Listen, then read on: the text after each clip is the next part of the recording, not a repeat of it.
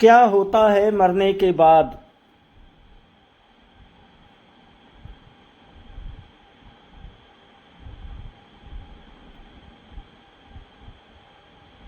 कहानी है क्या होता है मरने के बाद। मामा जी इस बात से थोड़ा परेशान हुए और बोले, अब क्या करें भैया, अब कैसे होगा, थोड़ा समय दो, अभी करना बाकी है। और क्या होगा, उन्होंने खुद पर विश्वास नहीं किया और कहा जी से, भाई जी से कहा, और वार्ड के दरवाजे पर ही बैठ गए। आने जाने वाले उन्हें देख रहे थे। फिर एक नर्स आई और उन्होंने उनके बाहर बैठे रहने का कारण पूछा। उन्होंने कहा, अंदर आजाद साहब बैठे हैं ना, और हम नौकर आए, हम उनके सामने कैसे बराबर से बैठ सकते हैं। नर्स ने उन्हें वैसे ही रहने दिया और वो धीरे धीरे मंत्र जाप किया और फिर वहीं बैठे रहे। मामा जी ने इधर उधर देखा तो उन्हें नजर आया, भैया ये शक्ति बहुत विकट है। 12:30 बजे तक अगर ये लड़की जीवित रही फिर ये नहीं मरी, अपने बुढ़ापे तक अभी तक इसमें शक्ति रहेगी। नहीं, अब हम इससे नहीं कुछ कर सकते। इसे वक्त चल रहा है जिसमें ये बहुत ज़्यादा ताकतवर है। ये हमको अंदर नहीं घुसने दे रहा है, ना हम भी इसे बाहर नहीं निकलने देंगे। हम भी यहीं डेरा जमाए रहेंगे, देखें कितनी देर तक ये हमारा सामना कर सकता है। इतना कहकर वो फिर से अपने किसी मंत्र को जपने लगे और मामा जी वापस जाकर बैठ गए। समय 10 बज रहे थे।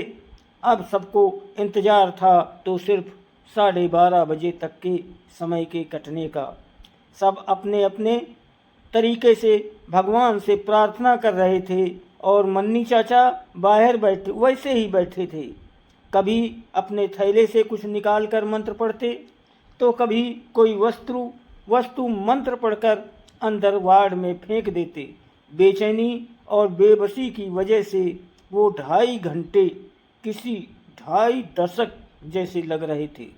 दादाजी को डॉक्टरों पर यकीन था, पर मामा जी को मन्नी चाचा पर यकीन था, क्योंकि मामा जी ये बात मान चुके थे। डॉक्टर भी बहुत परेशान हो जाएं।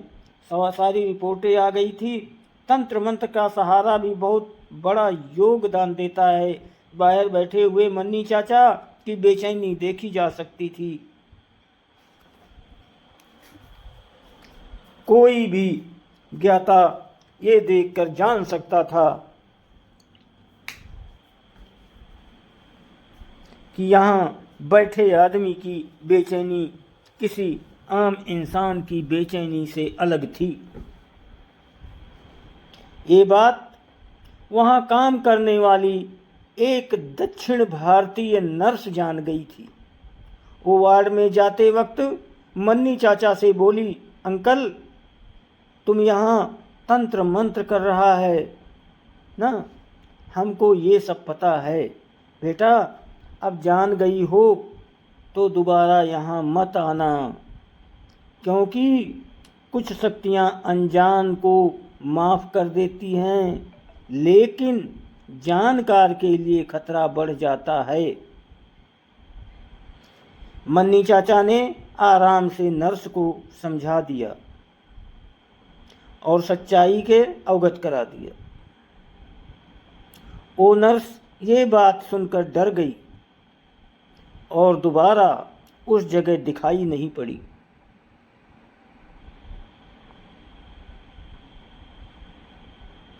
मामा जी और मन्नी चाचा पर मानसिक दबाव बनता जा रहा था। एक चूक या लापरवाही अगर होती तो 2-2 जाने जाती। एक जो पहले भुगत रही थी और दूसरी जो उससे टक्कर ले रही थी। किसी भी तरह रात के 12 बजे तक का समय कट गया। मौसी जी और मौसा जी खाना लेकर अस्पताल आ चुके थे, लेकिन अब जैसे जैसे उसका प्रबल समय खत्म होता जा रहा था, उस शक्ति ने अपना खेल दिखाना शुरू कर दिया। भैया की सांसें ऊपर नीचे होने लगी, आंखें पलट गई। उनकी खुली आंखों में सिर्फ सफ़ेदी नजर आ रही थी, आंखों की पुतली दिखाई नहीं दे रही थी। हाथ पैर झटके खाने लगे थे। डॉक्टर को बुलाया गया। जल्दी से जल्दी 3-4 डॉक्टर और प्रोफेसर अंदर गए और बाकी सबको बाहर कर दिया गया।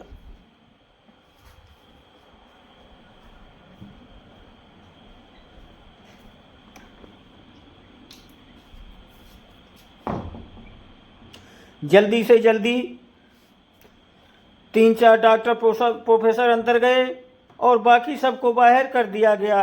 डॉक्टर अपनी पूरी कोशिश में लगे थे और उधर मन्नी चाचा अपने काम में लगे थे। वो उसको नहीं छोड़ रहे थे, अपना मंत्र जाप कर रहे थे। उनके मंत्रोच्चारण लगातार चलते हैं। चाचा जी को रो रो कर बुरा हाल हुआ जा रहा था। डॉक्टरों ने भैया के हाथ पैर पकड़े हुए थे और एक डॉक्टर उनके सीने को लगातार दबा रहा था, अपना पूरा जोर लगाकर। तभी अचानक अंदर से भैया की आवाज़ आई, मम्मी मम्मी। ये सुनकर मौसी जी भैया की तरफ दौड़ पड़ी। अगर मन्नी चाचा ने उन्हें अंदर जाने से मना कर दिया, लेकिन पूरे 24 घंटे बाद भैया की आवाज़ आई थी, इसलिए वो अंदर जाने पर आमादा हो गई। मन्नी चाचा ने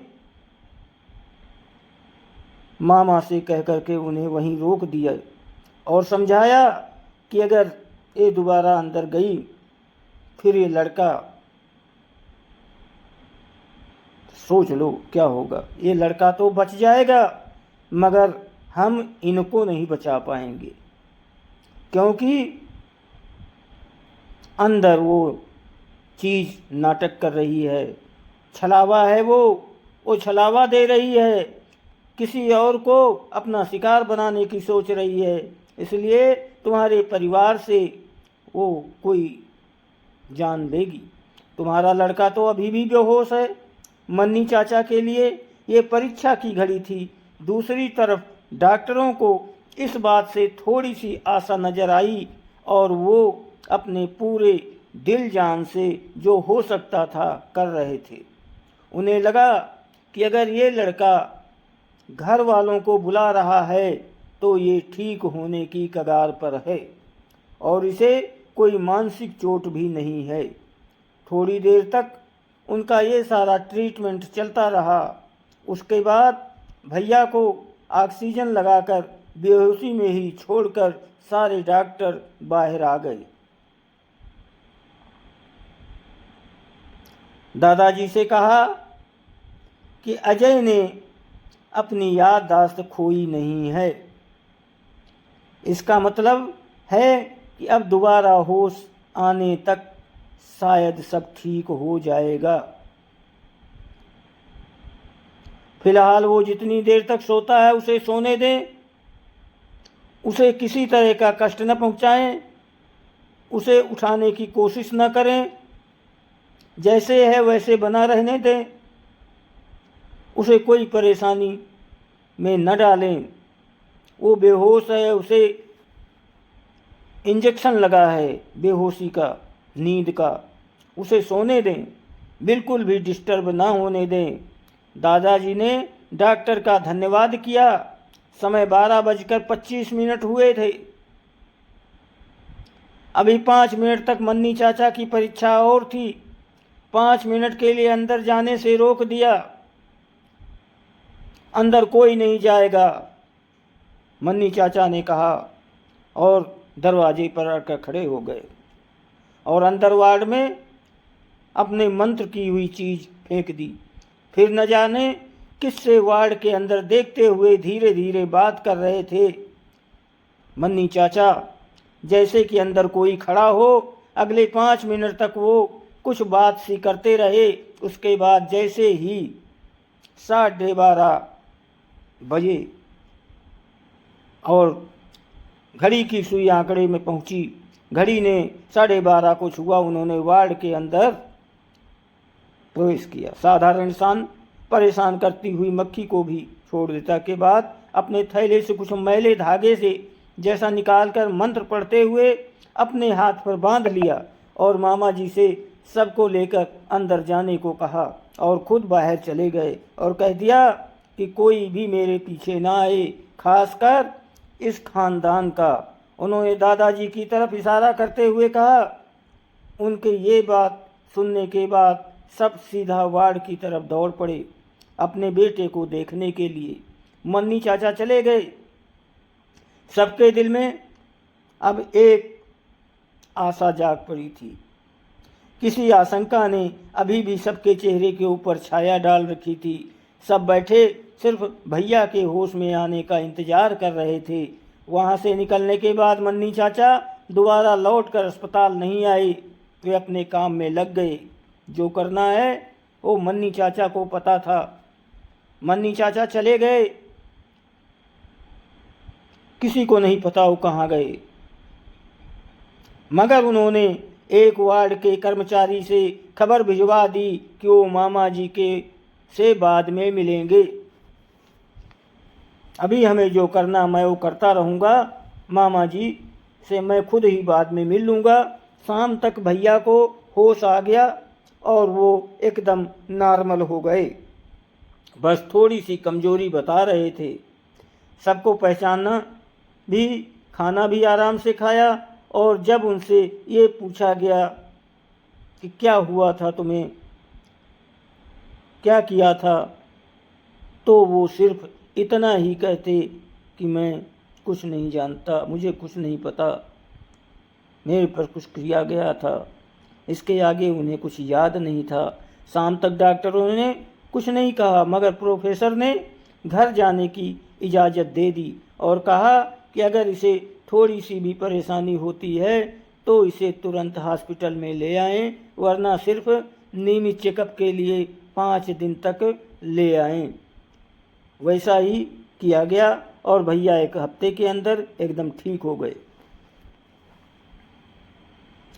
उधर जब मामा जी मन्नी चाचा के पास पहुँचे तो उन्होंने सारी बातें मामा जी से बताई, जो इस प्रकार थी।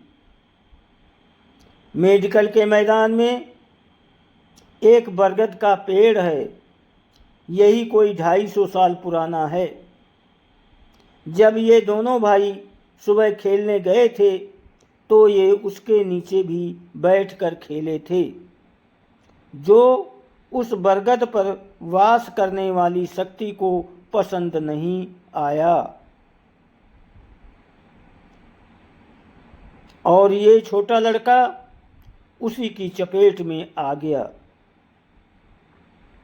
वैसे वो शक्ति चाहती तो दोनों को वहीं पर खत्म कर सकती थी, इतनी वो ताकतवर है शक्ति, मगर दोनों बच्चे हैं इसलिए उसने सिर्फ परेशान किया और कुछ किया नहीं। इतना ही नहीं, वो जिंदगी भर के लिए इसे परेशान करना चाहती थी। उसका असर ये होता कि ये अपने बुढ़ापे तक या फिर जब तक इसकी जिंदगी है तब तक उसी हाल में बेसुध पड़ा रहता, जिंदा लाश की तरह। मामा जी ने पहले अचरज से सुना और फिर एक प्रश्न किया, तो फिर मन्नी भैया इसे काबू कैसे किया? उन्होंने इसका भी उत्तर दिया। मन्नी चाचा बहुत समझदार व्यक्ति थे। उनकी मंत्र साधना बहुत तीव्र थी और बहुत शक्तिशाली थी। वो बहुत पुराने खिलाड़ी थे। ये शक्ति यहाँ सब जगह पर घूमती रहती है।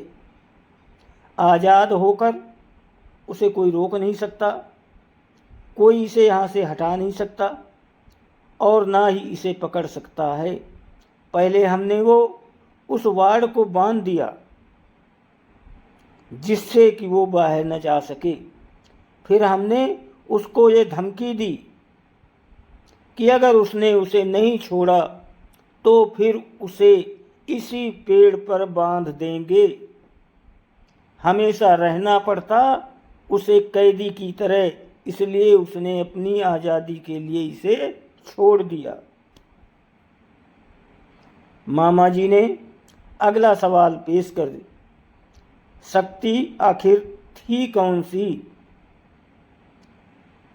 इस सवाल पर मन्नी चाचा मौन खींच गए, कुछ नहीं बोले और मामा जी द्वारा बार बार प्रश्न करने पर सिर्फ इतना कहा कि आम इंसान के लिए उसका नाम लेना ठीक नहीं है। और उन्होंने उसको मान लिया कि मैं उसका अस्तित्व किसी को ना बताऊं। फर्क है, इतना जान लो कि वो शक्ति ब्रह्म के आसपास की है, यानी ब्रह्म राक्षस के आसपास की है। इतनी तगड़ी शक्ति थी वो।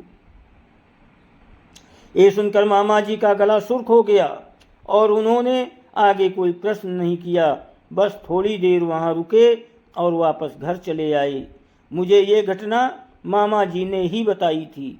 मैंने मन्नी चाचा की क्रियाओं के बारे में पूछा तो उन्होंने कहा कि मन्नी चाचा के ने कभी किसी साथ अपने राज नहीं बांटे, इसलिए ये बात बताना मुश्किल है।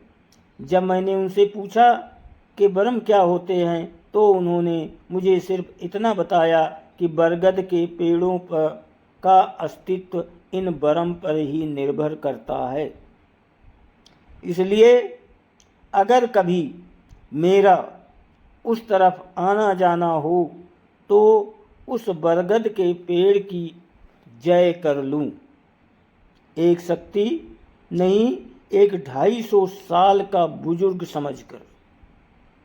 आज भी अक्सर आते जाते मुझे वो पेड़ दिख जाता है तो सिर्फ जय हो के सिवा न कोई नाम न ही कोई और शब्द मन में आता है। दोस्तों, वीडियो को लाइक और सब्सक्राइब ज़रूर करें, आपकी बहुत मेहरबानी होगी। और अगर आपके पास कोई कहानी है आप भेजना चाहते तो हमें भेज सकते हैं, आपके नाम से मैं प्रसारित करूंगा। आपका बहुत धन्यवाद और प्रणाम।